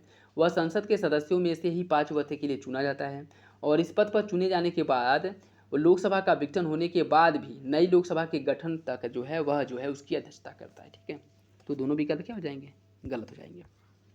निम्नलिखित में से कौन सा एक प्रयाग प्रशस्ति में वर्णित समुद्रगुप्त का गुण नहीं है? तीक्ष्ण और परिष्कृत बुद्धि, निपुण मूर्तिकार, उत्कृष्ट संगीत प्रस्तुतियाँ, प्रतिभाशाली काव्य निपुणता। इसका सही आंसर हो जाएगा ऑप्शन बी। इसमें जो है समुद्रगुप्त को मूर्तिकार के रूप में इंगित नहीं किया गया, लेकिन हाँ उसकी तीक्ष्ण और परिष्कृत बुद्धि, उत्कृष्ट संगीतज्ञ बीड़ा बजाते हुए दिखाया गया है। प्रभावशाली काव्य निपुणता, उसे जो है जो क्या कहते हैं, उसे जो है काव्य रचित भी माना जाता है। ठीक है, तो सही आंसर क्या हो जाएगा? Option B. द्वितीय प्रशासनिक सुधार आयोग 2005, इसका संबंध किससे है? इसका जो संबंध है उत्तम शासन के लिए असंस्थानिक व्यवस्था में सुधार से संबंधित था। द्वितीय प्रशासनिक सुधार आयोग ऑप्शन ए हो जाएगा। कामंदक के नीतिसार का योगदान किस विषय में है? कामंदक द्वारा जो नीतिसार की रचना की गई थी, इसका जो संबंध है वह आपकी राजनैतिक नैतिकता से है। ऑप्शन सी हो जाएगा। भास्कर का लीलावती, इसका जो मूल ग्रंथ है किससे है? इसका जो मूल ग्रंथ है वो गणित से है। लीलावती का संबंध है मूल गणित से, जिसकी रचना की गई थी भास्कर द्वारा। मुख्य धारा अर्थशास्त्र में प्रयुक्त होने वाले दक्षता की संकल्पना के बारे में निम्नलिखित में से कौन सा एक विकल्प जो है सही है? देखिए, कूट के हिसाब से इसका जो है आंसर देना है। ठीक है, दक्षता तब पाई जाती है जब उत्पादन के किसी भी संभव पुनर्संगठन से किसी अन्य की स्थिति बदतर किए बिना किसी की स्थिति बेहतर न की जा सके। कोई अर्थव्यवस्था स्पष्ट रूप से अदक्ष है यदि वह उत्पादन संभाव फ्रंटियर के अंदर है। न्यूनतम रूप से दक्ष अर्थव्यवस्था इसकी उत्पादन संभावना फ्रंटियर पर होती है। पेरेटो दक्षता या पेरेटो इष्टतमता, विनियोजित दक्षता सभी अनिवार्य रूप से एक ही चीज़ है जो संसाधन विनिधान में दक्षता उद्घोतक होते हैं। इसमें आपको बताना है कौन सा विकल्प सही होगा। देखिए, इसका जो सही आंसर है वो हो जाएगा ऑप्शन डी। सभी विकल्प जो है वो सही है, ऑप्शन डी सही हो जाएगा। भारत प्रशांत द्वीप सहयोग मंच फिपिक का प्रथम शिखर सम्मेलन कहाँ आयोजित किया गया था? इसका जो सही आंसर है वो हो जाएगा ऑप्शन ए, जयपुर में इसके प्रथम शिखर सम्मेलन का आयोजन किया गया था। ठीक है, ऑप्शन ए जो है इसका सही हो जाएगा। इसकी स्थापना कब की गई थी? 2015 में। ऑप्शन ए हो जाएगा। राज्यसभा के बारे में निम्नलिखित में से कौन सा कथन सही है? राज्यसभा की अधिकतम अनुज्ञेय संख्या 250 है। राज्यसभा में 238 सदस्य राज्यों और संघ राज्य क्षेत्रों में अप्रत्यक्ष रूप से निर्वाचित होते हैं। अखिल भारतीय सेवाओं के सृजन जैसे मामलों में इसकी लोकसभा के साथ समान रूप से विधायी शक्ति होती है। इसका आपको बताना है कौन सा विकल्प सही है। देखिए, इसका सही आंसर हो जाएगा ऑप्शन ए। पहला दूसरा सही, तीसरा गलत है। अखिल भारतीय सेवाओं के सृजन में जो लोकसभा के समान नहीं, लोकसभा से अधिक इसकी शक्ति होती है। किसकी? राज्यसभा की। तो ऑप्शन ये हो जाएगा। पहला दूसरा सही, तीसरा गलत है। निम्नलिखित में से भारत के कौन से प्रधानमंत्री अविश्वास मत से पराजित हुए थे? इसका जो सही आंसर है वो हो जाएगा, इसमें जो है विश्वनाथ प्रताप भी हैं और HD. Deve Gowda, Atal Bihari Vajpayee. Option C हो जाएगा। भारत के राष्ट्रपति के पद से संबंधित निम्नलिखित में से कौन सा कथन सही है? राष्ट्रपति को विशेष मामले में किसी अपराधी को क्षमादान की शक्ति है। राष्ट्रपति अध्यादेश प्रख्यापित तभी कर सकता है जब संसद सत्र में हो। आपातकाल, जब संसद सत्र में हो। आपातकाल के दौरान राष्ट्रपति राज्यसभा को भंग कर सकता है। राज्यसभा को, राष्ट्रपति को आंग्ल भारतीय समुदाय से 2 सदस्यों, ये भी हट गया है। ठीक है, लोकसभा में नाम निर्देशित कर सकता है। इसमें आपको बताना है कौन सा विकल्प सही है। देखिए, इसका जो सही आंसर है वो हो जाएगा पहला सही है, बाकी तीनों गलत हैं। ठीक है, इसमें क्यों? क्योंकि राष्ट्रपति अध्यादेश कब जारी कर सकता है? जब संसद का सत्र न चल रहा हो। ठीक है, और राज्यसभा कभी भंग नहीं होती है। उसके साथ साथ आंग्ल भारतीय समुदाय से जो 2 सदस्यों का मनोनयन था, इसे जो है समाप्त कर दिया गया। ठीक, अच्छा, आप लोग कमेंट बॉक्स में बताइएगा कि इस संविधान संशोधन द्वारा जो 2 आंग्ल भारतीय समुदाय से सदस्यों का मनोनयन होता था उन्हें हटाया गया है। किस संविधान संशोधन द्वारा इसे हटाया गया? ठीक है, कमेंट बॉक्स में हम लोग बताइएगा। गोरखनाथ के अनुयायियों को क्या कहा जाता है? गोरखनाथ के अनुयायियों को जोगी कहा जाता है, जोगी। ठीक है, गौतम बुद्ध ने पारिनिर्वाण, जिसके उदाहरण आपके योगी आदित्यनाथ है। ठीक है, वो गोरखनाथ या कह सकते हैं गोरखनाथ संप्रदाय से संबंधित है। ठीक है, गौतम बुद्ध ने महापारिनिर्वाण कहाँ प्राप्त किया था? इसका सही आंसर हो जाएगा ऑप्शन सी, कुशीनगर में। निम्नलिखित में से कौन कनिष्क के समय में थे? उद्घोष, नागार्जुन, वसुमित्र या फिर अश्वघोष? इसका जो सही आंसर वो हो जाएगा ऑप्शन ए, 2, 3, 4। नागार्जुन, वसुमित्र और अश्वघोष, इन तीनों लोगों का संबंध जो है कनिष्क के शासनकाल से, जबकि बुद्ध घोष का संबंध नहीं है। ऑप्शन ए जो है वो सही हो जाएगा। नेक्स्ट देखिए, इसमें सूची फर्स्ट को सूची सेकेंड से सम्मिलित करना है। सूची फर्स्ट को सूची सेकेंड से सम्मिलित करना है। फाइलेरिया रोग, फाइलेरिया रोग की अगर हम बात करें तो यह कीट द्वारा संचालित होता है। और मिर्गी एपिलेप्सी यह अनुवांशिक रोग होता है। ठीक है, आर्द्र ज्वर होता है जलवाहित। और गलसुआ मम्स जो है सांसर्गिका। इसका जो सही आंसर है वो हो जाएगा आपका ऑप्शन 4, 1, 2, 3, ऑप्शन बी सही हो जाएगा। वायुमंडल की जो परत रेडियो संचार को संभव बनाती है, या रेडियो संचार जिस परत से होकर के परावर्तित होकर के संभव बनता है, उस परत को क्या कहा जाता है? इसका सही आंसर हो जाएगा ऑप्शन सी, आयन मंडल। ऑप्शन सी सही है। भारत में रबी के दौरान फसलों के निम्नलिखित समूहों में से किसको उगाया जाता है? रबी फसल के अंतर्गत कौन सी फसल आती हैं? इसका सही आंसर हो जाएगा गेहूं, जौ और चना, ये तीनों जो है रबी फसलें हैं। ऑप्शन ए हो जाएगा। मनुष्य के मस्तिष्क के किस भाग में स्मृति रहती है? वह किसे, मतलब जिसमें जो है मनुष्य की स्मृति रहती है, मनुष्य के उस भाग को क्या कहा जाता है? इसका सही आंसर हो जाएगा ऑप्शन बी, उसे अनुमस्तिष्क कहा जाता है। Option B. नेक्स्ट देखिए, इसमें सूची फर्स्ट को सूची सेकेंड से सम्मिलित करना है। मीराबाई जो है उनकी रचनाएं किस भाषा में थी? इससे आपको सम्मिलित करना है। मीराबाई की रचनाएं किस भाषा में थी? देखिए, मीराबाई की रचनाएं की अगर हम बात करें, मीराबाई द्वारा हिंदी भाषा में जो है रचना की गई थी। त्यागराज द्वारा किया गया था कन्नड़ भाषा में। और चंडीदास द्वारा जो रचना किया गया था वो बांग्ला भाषा में। और पुरंदर दास द्वारा तेलुगु भाषा में। तो इसका जो सही आंसर है वो क्या हो जाएगा? इसका जो सही आंसर है वो हो जाएगा आपका ऑप्शन 3, 5, 2, 4, 3, 5, 2, 5, ऑप्शन डी हो जाएगा। मानव प्रतिरक्षाहीनता विषाणु HIV एक जीवधारी है क्योंकि वह एक कोशिका से दूसरी कोशिका में जा सकता है, पोषद कोशिका श्वसन को अस्त व्यस्त कर सकता है, स्वतः प्रजनन कर सकता है, या फिर पोषद में रोग उत्पन्न कर सकता है। इसका सही आंसर क्या होगा? देखिए, इसका जो सही आंसर है वो हो जाएगा आपका ऑप्शन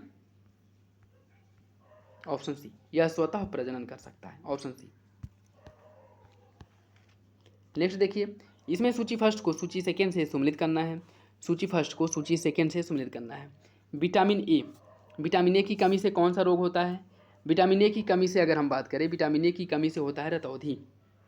विटामिन ए की कमी से रतौंधी होता है। विटामिन B1 की कमी से होता है बेरी। विटामिन सी की कमी से स्क्रबी। और विटामिन डी की कमी से रिकेट्स होता है। ठीक है, विटामिन ए जिसे रेटिनॉल कहा जाता है, विटामिन B1 जिसे थायमीन कहा जाता है, विटामिन सी जिसे स्कारबिक एसिड, और विटामिन डी कैल्सीफेरॉल। ठीक है, तो सही आंसर क्या हो जाएगा? सही आंसर हो जाएगा 1, 3, 2, 4, ऑप्शन डी। भारतीय रिजर्व बैंक एक क्या है? केंद्रीय बैंक, वाणिज्यिक, सहकारी, या फिर अग्रणी? देखिए, रिजर्व बैंक जो है यह एक केंद्रीय बैंक है। ऑप्शन बी हो जाएगा। जिसकी स्थापना किया गया था 1935 में। 1935 में इसकी स्थापना किया गया था और 1949 में इसका राष्ट्रीयकरण हुआ था। उच्च वायुमंडल में स्थित ओजोन परत किन्हें रोकती है? इसका सही आंसर हो जाएगा सूर्य से आने वाली जो पराबैंगनी किरणें हैं उन्हें जो है ओजोन परत रोकती है। Option B. मैक संख्या का प्रयोग निम्नलिखित में से किसके चाल से संबंधित है? मैक संख्या का जो संबंध है यह विमानों की चाल से है। ऑप्शन बी हो जाएगा। निम्नलिखित में से कौन मानव शरीर को संक्रमण के विरुद्ध संघर्ष करने में सहायता करता है? इसका सही आंसर हो जाएगा ऑप्शन सी, श्वेत रक्त जो WBC है। यह श्वेत रक्त की जो कणिकाएं हैं WBC, यह रोगों से लड़ने में जो है सुरक्षा प्रदान करती है। ठीक है, ऑप्शन सी हो जाएगा। ऐसी स्थिति जिसमें स्फीति के साथ बेरोजगारी में वृद्धि हो रही हो उसे क्या कहते हैं? उसे कहा जाता है गतिहीन मुद्रास्फीति, गतिहीन स्फीति। ऑप्शन सी हो जाएगा। ठीक है, गतिहीन स्फीति, या इसे ही स्टैगफ्लेशन कहा जाता है। ठीक है, इसे ही स्टैगफ्लेशन। ऑप्शन सी हो जाएगा। एक औपचारिक संगठन की आधारभूत विशेषता क्या है? औपचारिक संगठन की आधारभूत विशेषता है नियम और विनियम। ऑप्शन डी हो जाएगा। नेक्स्ट देखिए, इसमें जो है कुछ व्यक्ति दिए गए हैं प्रतिष्ठित अर्जन करने वाले क्षेत्र जो है इन्हें जो है किस क्षेत्र में इन्हें जो है प्रमुखता मिली है, कह सकते हैं प्रसिद्धि मिली है, उसे सम्मिलित करना है। ठीक है, देखिए राजेंद्र शाह की अगर हम बात करें,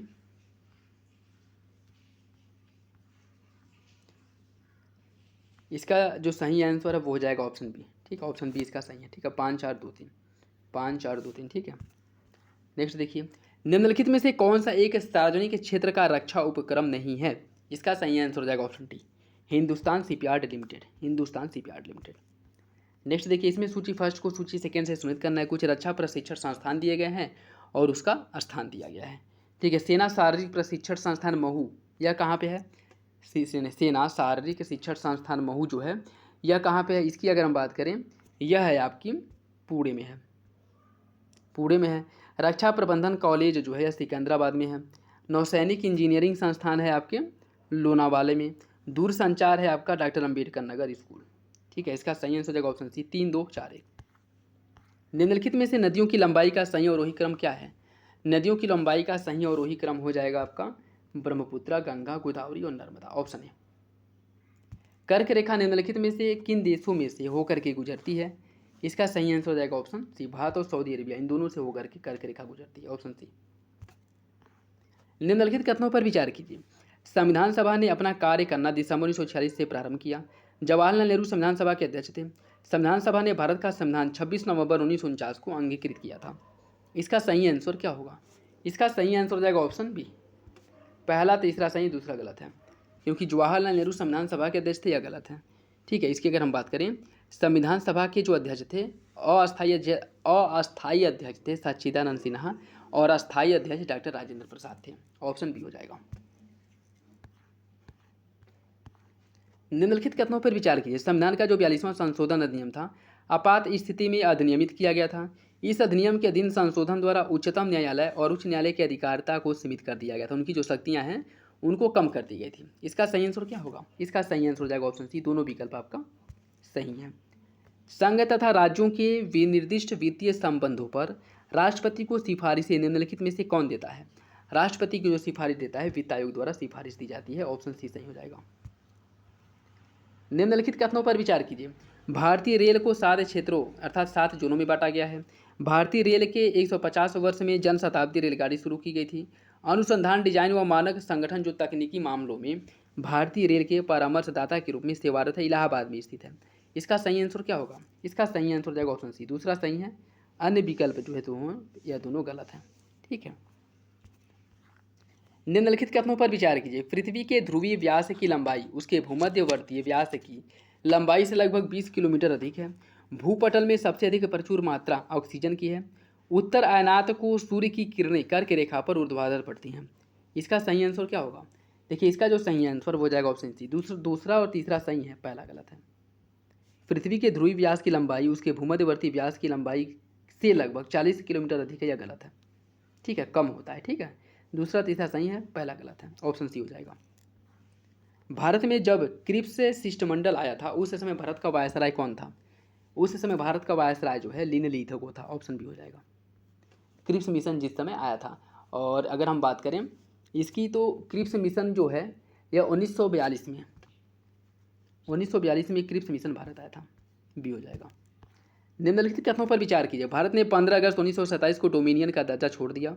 भारत के संविधान सभा द्वारा नया संविधान बनने तक 1935 के भारत सरकार अधिनियम को संशोधित करके भारत का अंतिम संविधान बनाया गया। संविधान सभा मात्र संविधान गठन करने के निकाय के रूप में ही कार्यरत रही, न कि भारत की अंतिम संसद के रूप में। आपको बताना है कौन सा विकल्प इसमें सही होगा। इसका जो सही आंसर है वो हो जाएगा आपका ऑप्शन ए। दूसरा सही है, पहला और तीसरा गलत है।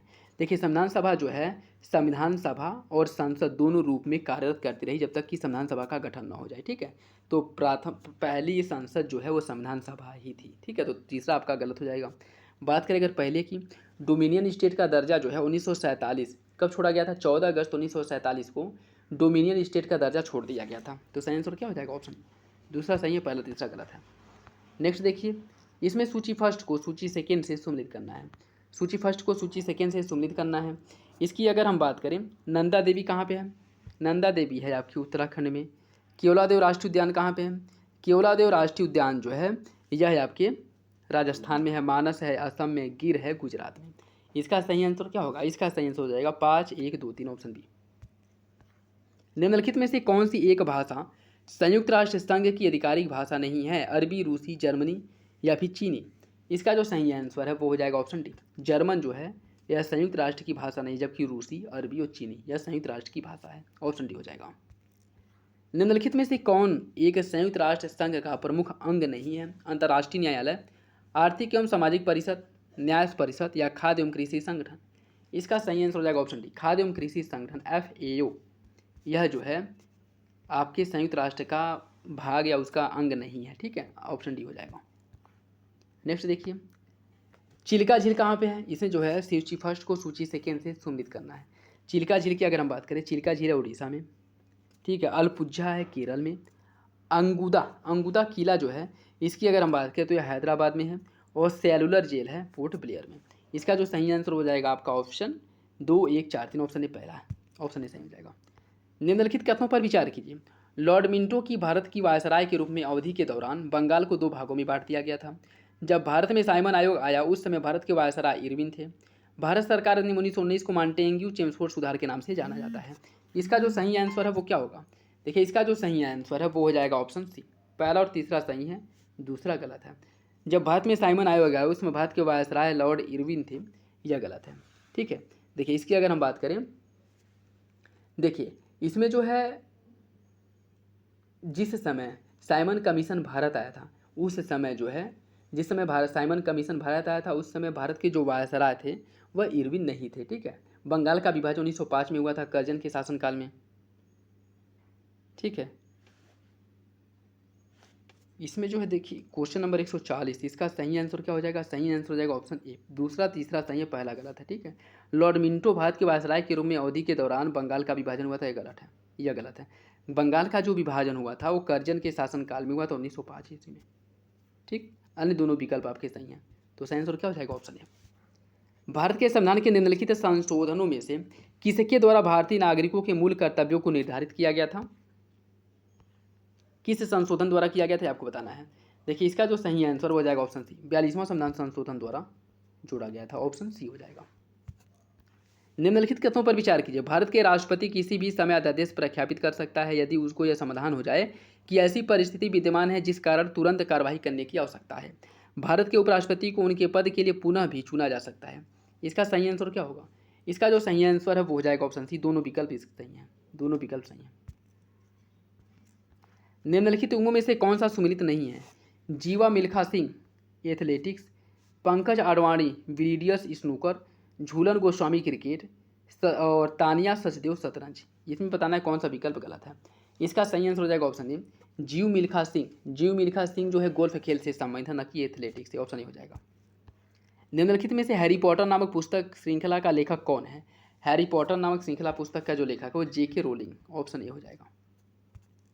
नेक्स्ट देखिए, इसमें सूची फर्स्ट को सूची सेकेंड से सम्मिलित करना है। विश्व एड्स दिवस कब मनाया जाता है? यह मनाया जाता है 1 दिसंबर को। विश्व मानक दिवस मनाया जाता है 14 अक्टूबर को। विश्व पर्यावरण दिवस मनाया जाता है 6 अक्टूबर को।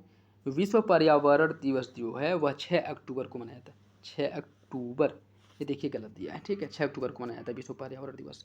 और विश्व विकलांग दिवस मनाया जाता है 3 दिसंबर को। इसका जो सही आंसर वो हो जाएगा 3, 2, 1, 4, ऑप्शन बी।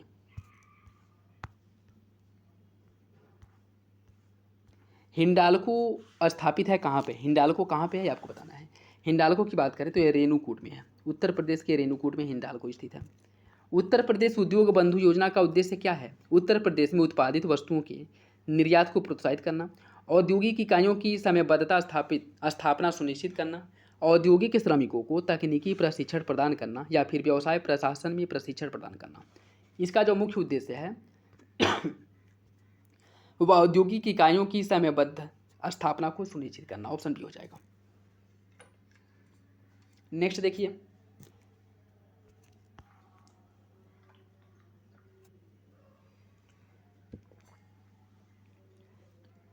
इसमें सूची फर्स्ट को सूची सेकेंड से सम्मिलित करना है। देखिए, कुछ मेले दिए गए हैं और उसका आयोजन स्थल दिया गया है। बटेश्वर मेला का आयोजन कहाँ पे होता है? बटेश्वर मेला का आयोजन किया जाता है आगरा में। देवा मेला का आयोजन जो होता है वो बाराबंकी में होता है। हरिदास जयंती का आयोजन किया जाता है वृंदावन में। और नौचंदी मेला मेरठ में। इसका जो सही आंसर है वो हो जाएगा आपका option D. 3, 1, 4, 2, option D. Next देखिए, उत्तर प्रदेश के किस जिले में यूरेनियम के सीमित भंडार की खोज की गई है? इसका सही आंसर हो जाएगा ऑप्शन बी, ललितपुर में। नेक्स्ट देखिए, और आज का लास्ट क्वेश्चन, चारकुला प्रमुख लोक नृत्य है किस क्षेत्र का? चारकुला नृत्य जो है यह ब्रजभूमि का क्षेत्र का है, ठीक है, तो ऑप्शन बी हो जाएगा। ये थे 150 महत्वपूर्ण क्वेश्चन आपके सामान्य अध्ययन पेपर फर्स्ट के। आप लोग बताइएगा कि प्रैक्टिस सेट आप लोगों को कैसे लगे और इसमें जो क्वेश्चंस दिए गए हैं वो क्वेश्चंस कैसे हैं, ठीक है। और आप लोगों के कितने क्वेश्चन सही हुए कमेंट बॉक्स में जरूर बताइएगा। और जिस क्वेश्चंस में कन्फ्यूजन हो वो भी आप कमेंट बॉक्स में कमेंट करके पूछ सकते हैं। इसका PDF भी आप लोगों को टेलीग्राम चैनल पर प्रोवाइड करा दिया जाएगा। तो इसी के साथ वीडियो को समाप्त करते हैं। बाकी फिर मिलेंगे एक नए प्रैक्टिस सेट के साथ। अगले दिन कल। बाकी तब तक आप लोग अपना रिवीजन करते रहिए, प्रैक्टिस सेट को अच्छे से सॉल्व करिए। चलिए मिलते हैं कल, धन्यवाद।